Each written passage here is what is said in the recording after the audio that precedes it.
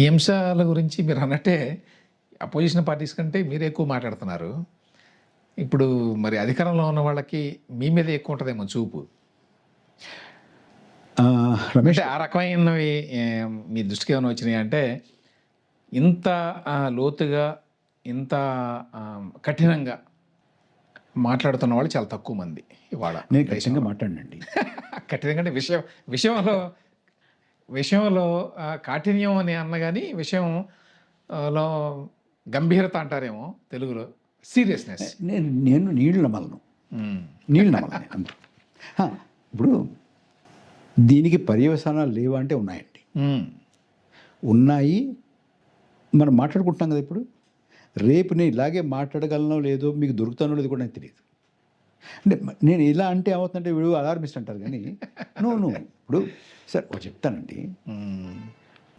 నిజంగా మీలాంటి వాళ్ళ వల్ల, నాలాంటి వాళ్ళ వల్ల ఈ రాజ్యానికి అంత హాని జరిగే అవకాశం ఏమీ లేదు. మనం మాట్లాడుతున్నాం.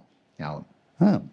కానీ హాని జరగకపోయినా కొంతమంది హాని చేసేటటువంటి స్థితిలో లేనటువంటి వాళ్ళు కూడా జైళ్ళలో ఉన్నారు. అవును. ఎందుకున్నారు?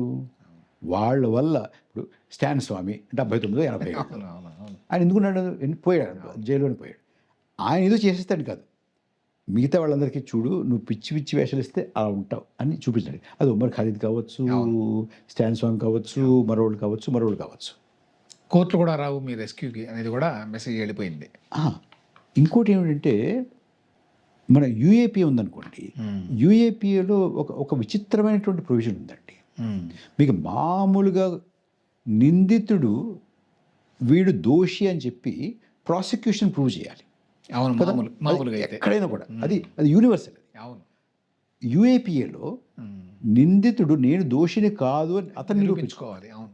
ఇది ప్రూఫ్ ఎలా ఇది రివర్స్లో. అంచేత అది అయ్యే వరకు బెయిల్ ఉండదు, బెయిల్ కూడా లేదు. సో అలా ఉంటాడు అనమాట.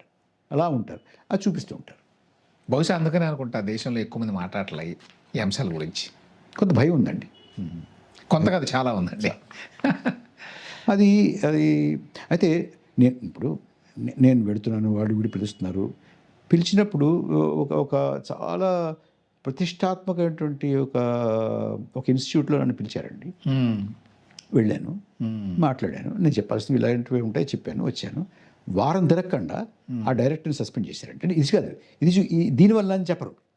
అక్కడ లాన్ పాడైపోయింది, లేదా 4 గ్లాసులు ఉండాలి, 3 ఉన్నాయి, ఇలాంటివి పగిలిపోయాయి, ఇక్కడ ఏదో కారణం చెప్పి ఇక్కడ డస్ట్బిన్ కనపట్లేదు, ఇలాంటివి చెప్పి ఆయన్ని సస్పెండ్ చేశారు. అంచేత ఈ మధ్య నన్ను ఎవరన్నా పిలుస్తుంటే నాకు రావడానికి అభ్యంతరం లేదు. కానీ నేను వస్తాను, మాట్లాడితే నాకు వస్తాను. ఆ తర్వాత పర్యవసానాలని ఎదుర్కొనేటువంటి ధైర్యం మీకు ఉందా? మీరు ఉందంటే వస్తారు, లేదా మిమ్మల్ని అనవసరంగా ఇబ్బంది పెట్టదలుచుకోలేదు అని చెప్తున్నారండి. వాళ్ళు ఉంది, పర్వాలేదు రండి, మేము ఎదుర్కొంటామంటేనే పెడుతున్నాను. ఎందుకంటే వాళ్ళకి ఇబ్బంది కలగాలి. నేను తెగించాను. Thank you sir, thank you very much అండి.